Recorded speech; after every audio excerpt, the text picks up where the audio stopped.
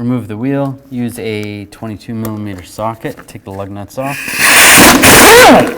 and remove the wheel. Remove these 2 push pins, just use a trim tool or a screwdriver.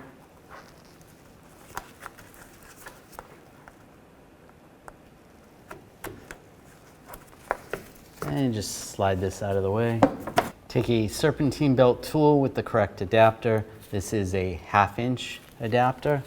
Get that lined up in the tensioner right there. And loosen this up. And just slide the belt off the crank pulley.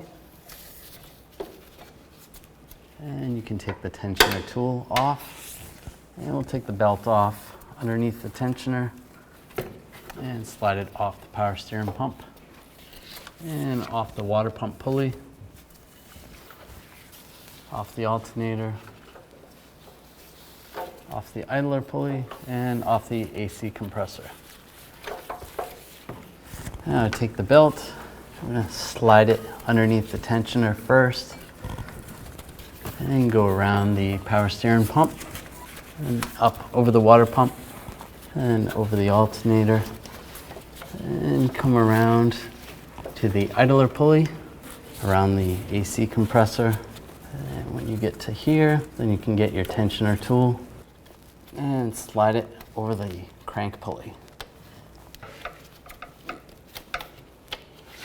And there you go. Double check all your pulleys. Now I'll put this flap back down and put the push pins in. Install the wheel and the lug nuts. Now I'm going to torque the lug nuts to 140 foot-pounds in a cross pattern to tighten the wheel down evenly.